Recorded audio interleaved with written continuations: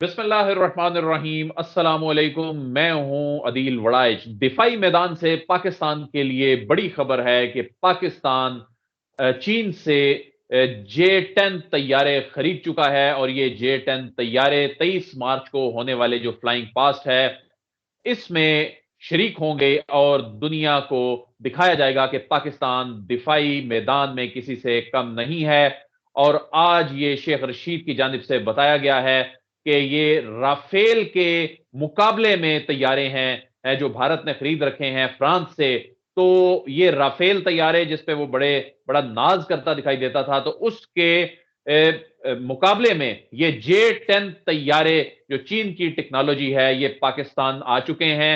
ये J-10 तैयारे कितनी बड़ी डेवलपमेंट है पाकिस्तान के दिफा के लिहाज से बात करेंगे। सुमेरा खान जिन्होंने ये खबर आज से चंद महीने पहले ब्रेक की थी, फरवरी में ये खबर ब्रेक की थी, सुमेरा ने अपने यूट्यूब चैनल पर, इनके यूट्यूब चैनल पर दिफाई मामलात पर अहम एक्सक्लूसिव खबरें जो हैं वो सुनने को मिलती हैं।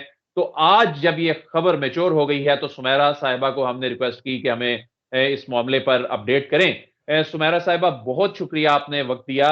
ये बताइए कि ये J-10 तैयारे के हवाले से पहले तो उसकी खसूसियात के हवाले से बताइए, फिर उसके बाद हम आगे बढ़ते हैं।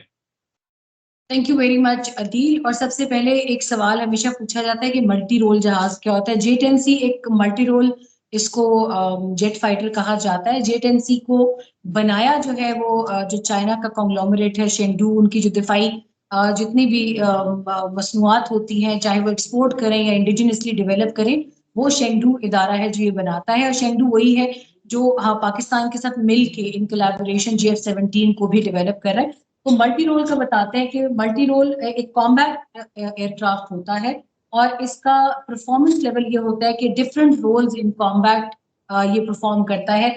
चाहे वो रोल्स एयर टू एयर कॉम्बैट हो, एरियल बॉम्बिंग हो, रिकॉनेसेंस हो, इलेक्ट्रॉनिक वॉरफेयर हो या सप्रेशन ऑफ एयर डिफेंसेस हो।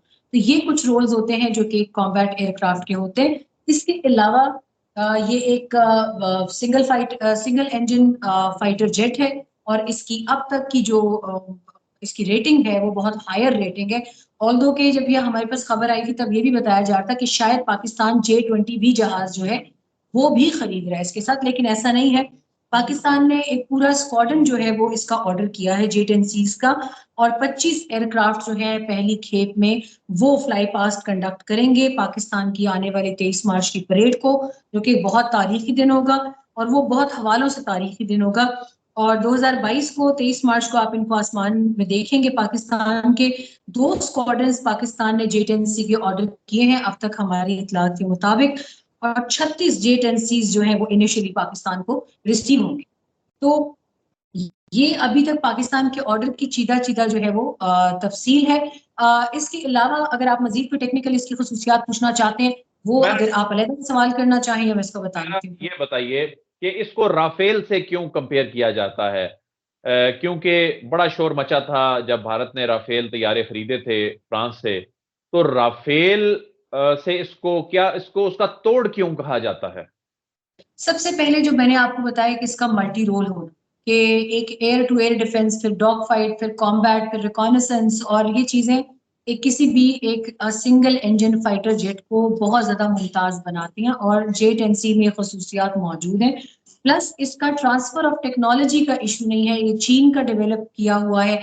जैसे हमें F-16 में मसाइल सामने आते हैं कि उसकी TOT अमेरिका किसी को नहीं देता। एक बहुत मैं कहती हूँ एक बला मशीन है जिसको अगर कहा जाए कि जो दुनिया पे छा जाने की सलाहियत रखता है, इसीलिए F-16 जो है वो महदूद है। और यही मामला J-10C के साथ और इसके वेरिएंट्स के साथ है कि इंजन और इन तमाम तर चीजों की तैयारी में चीन का इसके ऊपर डोमिनेंस है जहाज पे।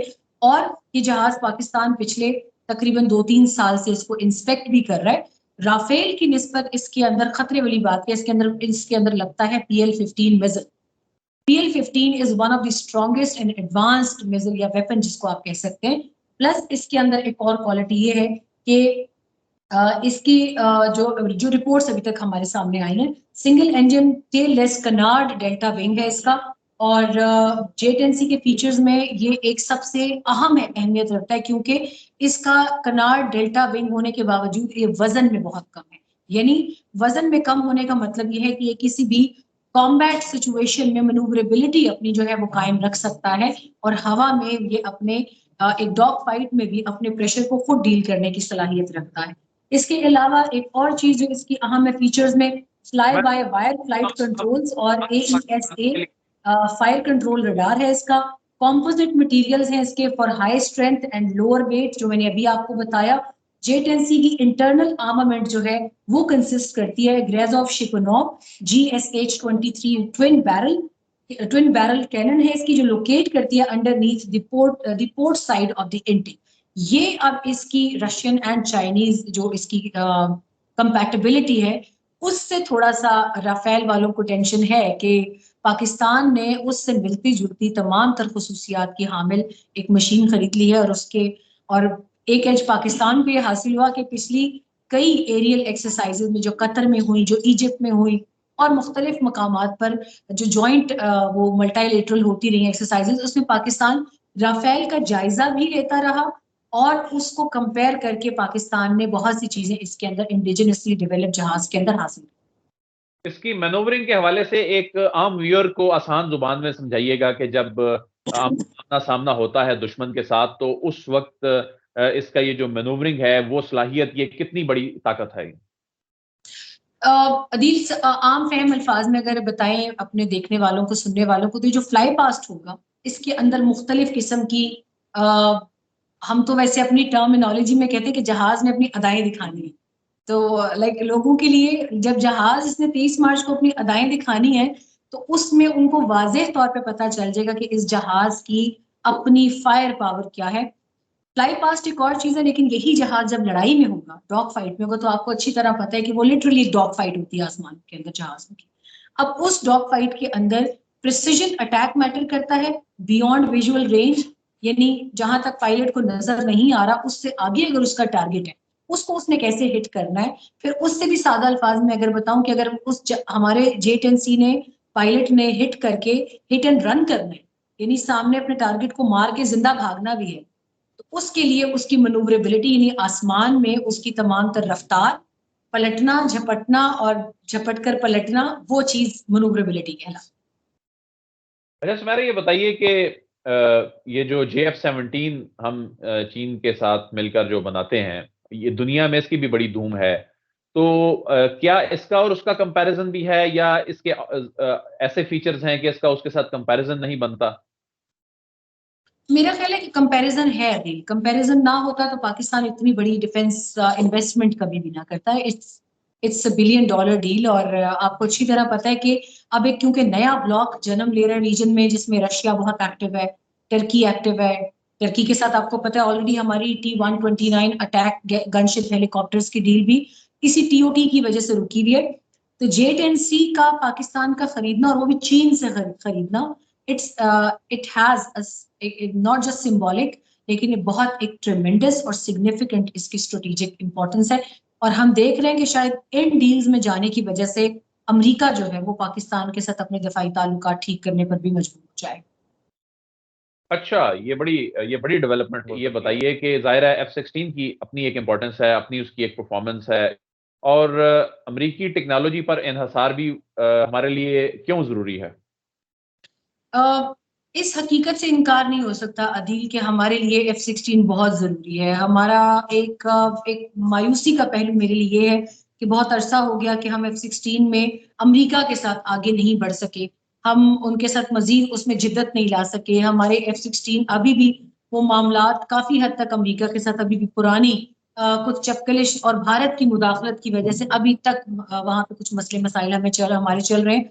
बल्कि बहुत सी ऐसी फाइल्स अभी दबी हुई हैं जो शायद मंजर आम पर ना हमारी हुकूमत की जानिब से लाई गई है ना उनकी जानिब से लाई गई है, यानी कुछ सीरियस मसाइल अभी भी मौजूद हैं। और उसकी वजह जिस मैंने आपको पहले बताया कि तुर्की का ब्लॉक में आना, रशिया का ब्लॉक में आना, चीन का ब्लॉक में आना, पाकिस्तान को दिफाई तनसीबात जो है उसमें हेल्प आउट करना, ये अमेरिका को नाराज करने का सबब बने हैं। मगर आई विश कि आने वाले दिनों में पाकिस्तान की फजाइया और पाकिस्तान की मिलिट्री, हम न सिर्फ जहाजों के मामले में F-16 खास तौर पर, F-16 एक बहुत भयानक बहुत खौफनाक मशीन है। मैं चाहूंगी कौन सा मुल्क होगा जो नहीं चाहेगा कि F-16 उनके पास हो। अब तो उसके बहुत वेरिएंट्स आ चुके हैं, बहुत जिद्दत उसमें आ चुकी है। तो आई वुड कि पाकिस्तान F-16 के हवाले से कुछ कदम बढ़ाए अमेरिका की तरफ, जो उनके रिजर्वेशन है वो खत्म करने चाहिए, ताकि पाकिस्तान के स्क्वाड्रंस जो हैं वो भी उसी तरह अपडेटेड हों जैसे भारत के पास अपडेटेड है। वो के कुछ ज्यादा उसमें भी उनको कामयाबी नहीं, क्योंकि उनके पास मशीन ऑपरेटर्स उस तरह से डेडिकेटेड नहीं है जैसे अल्हम्दुलिल्लाह पाकिस्तान के पास एक डेडिकेटेड फजाई है। लेकिन I think transfer of technology का मसला तो रहेगा, लेकिन पाकिस्तान अमेरिका से F-16 के वेरिएंट्स की अपग्रेडेशन में जरूर बात बढ़ा सकता है, उसकी मिसाइल की अपग्रेडेशन में बढ़ा सकता है बात, तो दिस शुड गो। मेरा आखिरी सवाल को ऑपरेट करने वाले जो हैं वो पाकिस्तान के पास ज्यादा बेहतर हैं इन तैयारों को अगर हम भारत से कंपैरिजन करें, देख लें अभिनंदन के साथ क्या हुआ था, तो इस कंपैरिजन को आप कैसे देखती हैं? मैंने आपसे जैसे अभी कहा कि पाकिस्तान के मुकाबले में भारतीय फिजाइया जो है वो एक बड़ी फिजाई, और ना उनके पास जहाज़ों की कमी है, ना उनके पास पायलट्स की कमी है, ना उनके पास ट्रेनिंग सेंटर्स की कमी है, ना उनके पास रिसोर्सेज की कमी है। और इसके बावजूद अभी भी आप ये देखें कि $80 बिलियन की खतीर रकम वो जो उनका हैल इदारा है हिंदुस्तान एरोनॉटिकल जो कॉम्प्लेक्स है लिमिटेड, वो तेजास के ऊपर कितना पैसा अंधे कुएं में फेंक चुके हैं। तो यहाँ से अंदाजा लगाएं कि उनके पास पैसा बहुत है, मैन पावर बहुत है, लेकिन उनके पास डिटर्मिनेशन और डेडिकेशन नहीं है, जो कि अल्लाह का बहुत बड़ा करम है कि पाकिस्तान की फिजाइया के पास है। और इसकी सबसे बड़ी मिसाल ऑपरेशन स्विफ्ट रिटॉर्ट है, जिसको दुनिया ने देखा। यानी आज मैं और आप अगर कहीं किसी इंडियन थिंक टैंक के साथ बात करना चाहें और जब हम ऑपरेशन स्विफ्ट रिटॉर्ट का नाम लेते हैं तो वहीं पर उनके तन बदन में आग लग जाती है, क्योंकि वो एक स्याह धब्बा है उनकी फिजाइया की तारीख की। और अल्हम्दुलिल्लाह पाकिस्तान की फिजाइया के लिए बहुत रोशन दिन था। दिन की रोशनी में जाके जवाब देना मुश्किल नहीं, मैं लिख के कहती हूँ नामुमकिन तरीन काम है किसी फिजाइया के लिए। आपकी फिजाइया उनकी एयर स्पेस में जाके उनको ललकार कर आई है, 6 टारगेट्स लॉक करके उसको कामयाबी से निशाना बनाया। एंड बाय द वे मैं आपको ये भी बता दूं कि हमारे बहुत से जहाजों ने इसमें हिस्सा लिया था, लेकिन वो जहाज वो स्क्वाड्रन जिसने इनकी एयर स्पेस में जाके निशाना बनाया था वो मिराज के ऊपर कंसिस्ट करती है। और मिराज आपको पता है कि इंडियंस बाकायदा मजाक उड़ाते थे कि इन्होंने खटारा मशीनें ली। हमने उन मशीनों को पाकिस्तान लाकर इस काबिल बनाया कि आज वो 50 साल पूरे होने के बावजूद किसी भी स्ट्राइक में कॉम्बैट डॉग फाइट में जाके दुश्मन के दांत खट्टे करने की सलाहियत रखती है। तो credit goes to your engineer, and credit goes to your factories, and credit goes to your man at Pakistan Air Force.